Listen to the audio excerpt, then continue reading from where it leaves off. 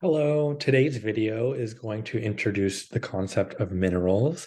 The learning outcomes of today's video are to define a mineral, describing the basic structure of an atom. We're going to look into mineral bonding and formation as well. So this is one of my favorite lectures because we get to do a touch of chemistry. I'm really interested in environmental chemistry, so looking at sort of complex chemical reactions in our environment, and that's sort of all founded on principles that we'll discuss in this lecture. So what you need to know for this course is that minerals are made out of elements, and elements are atoms, and atoms are made out of protons, neutrons, and electrons. So an atom is a combination of a nucleus, which is made out of protons and neutrons. And then this nucleus is orbited by negatively charged electrons. Remember, our protons are positively charged and neutrons are neutral in charge. These three things make up an atom, and if you vary the number of protons, you produce different elements. Here we have a tile from the periodic table. Every tile has a symbol, which is some letter from the English language. Here it's hydrogen, which is represented by the symbol H. The atomic number tells you how many protons are contained in that element, and the atomic mass is the number of protons plus the number of neutrons. So I know there are no neutrons in hydrogen because the relative atomic mass is just one, which is one proton. It is a 1.01 relative atomic mass because we have averaged this mass over all isotopes present of this element in the entire universe. And so I know there are a heavier amount of isotopes. There's some heavier isotopes present of this element, and thus the slightly larger atomic mass. What is an isotope? An isotope is an atom that has an additional or different number of neutrons. So if I take an element and I add a proton to that element, I then get a different element. So I take hydrogen and I add a proton to it. I now, by definition, have helium. I have a completely different element. If I take my atom and I add a neutron, I still have hydrogen, but I now have an isotope of hydrogen called deuterium. This is used to make heavy water that they use in nuclear reactors and is relevant for analytical chemistry as well. If you add another one, you produce something called tritium. So I add a neutron, I've turned my element into an isotope. If I add or change the number of protons, I basically change my element. If I change the number of electrons, if I add or subtract electrons, I create something called an ion. So it's still my element, but it's been charged, whether positive or negative charge, based off of the addition or subtraction of an electron. And so elements and atoms can participate in atomic bonding, which is when things get really interesting. And that's how you produce molecules of different elements. There's different types of atomic bonding. You have ionic bonding, which is a complete transfer of electrons from something that's extremely positively charged to something that's really negatively charged. You have covalent bonding, which is more a sharing of electrons between elements that are a lot more similar in electronegativity. You have metallic bonding, which we don't need to get into. And then van der Waals forces is sort of a weak attraction between different molecules. It's not a strong bonding and it doesn't form a molecule, but it's relevant in crystalline structures. When you have sheets of mica, which is a phyllosilicate, it forms sheets of a crystalline structure, but those sheets are held together by van der Waals forces, so weak attractive forces between layers that don't form a crystalline structure, that don't form a solid, but are still able to hold the whole material together. So here's an example. We have a sodium atom from one side of the periodic table and a chlorine atom from the other side of the periodic table. These have very different electronegativities. And so the chlorine is going to provide all the electrons for this bond and thus form an ionic bond. Sodium chloride forms table salt, which we'll call halite in this course. That is the mineral name for table salt, halite. And these different bonds produce different hardness of materials directly. So talc is our softest mineral. Gypsum is also very soft. They can actually be scratched with your fingernail. These have really weak mineral bonds and thus have a really low hardness.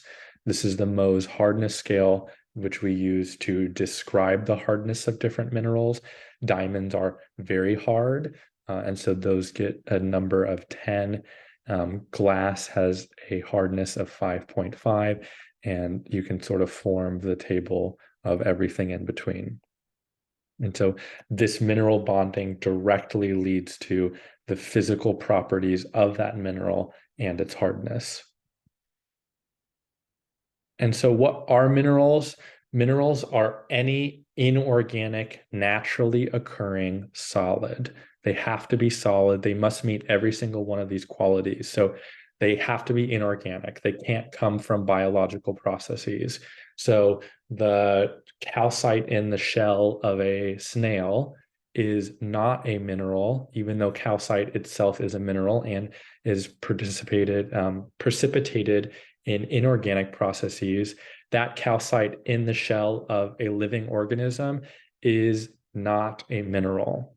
Ice is a mineral, believe it or not. It's inorganic, it's naturally occurring on Earth, and it's a solid. If I were to take ice, or if I was to take a glass of water and put it in my freezer, that ice would not be a mineral because it was not produced by a naturally occurring environmental process. My refrigerator is not naturally occurring, and so that ice, it would not be a mineral, whereas ice, an iceberg or a glacier is a mineral. And there are glaciologists who study different structures of glaciers because those can get quite interesting. And so we've touched on elements. Elements make up minerals, and then minerals are going to form the rocks that we're going to discuss in later videos. So the chemical formula for quartz, this is a common mineral on Earth, is SiO2. We have silicone over here. It has atomic number 14, and then oxygen with atomic number 8. The O2 means that there are 2 atoms for oxygen for every atom of silicone in quartz.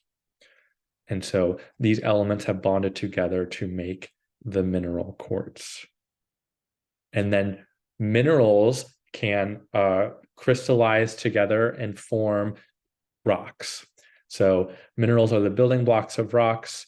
Granite is made up of minerals. And so here you can see we have quartz on the far lower right. We have pink orthoclase. It's pink from its content of potassium. We have a lighter plagioclase, probably contains more calcium.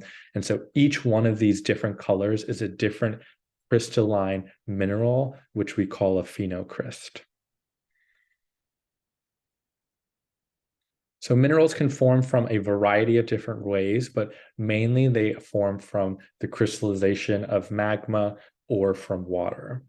And so geologically speaking, magma is molten rock from beneath the surface of the Earth, and lava is molten rock at the surface of the Earth.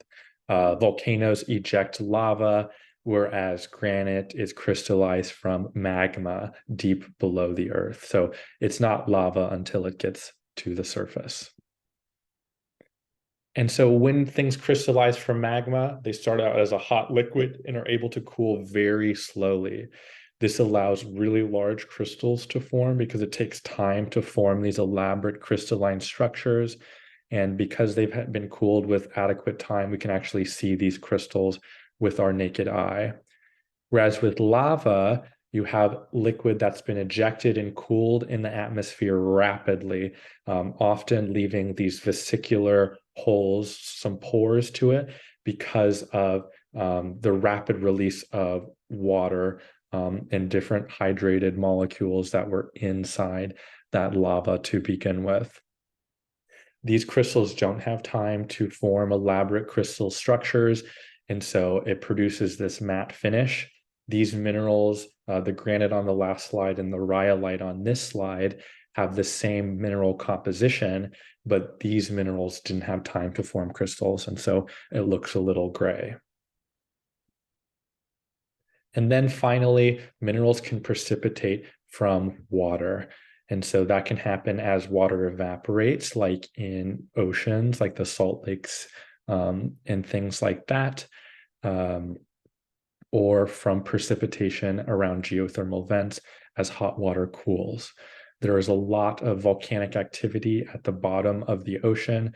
And so in these places, there is adequate heat to ionize things. And then as that area cools down, it allows for the precipitation of pyrite and gold. Also, precipitation can happen from gases like sulfur. You can recrystallize things with heat and pressure. This is how we get minerals forming in metamorphic rocks. And then finally, weathering and exposing the mineral to the environment can cause for a change in its crystalline structure. That's how clays are produced, is by the oxidation and hydrolysis of water within mineral crystalline structure. And that concludes our video. Please don't hesitate to reach out to me if you have any questions.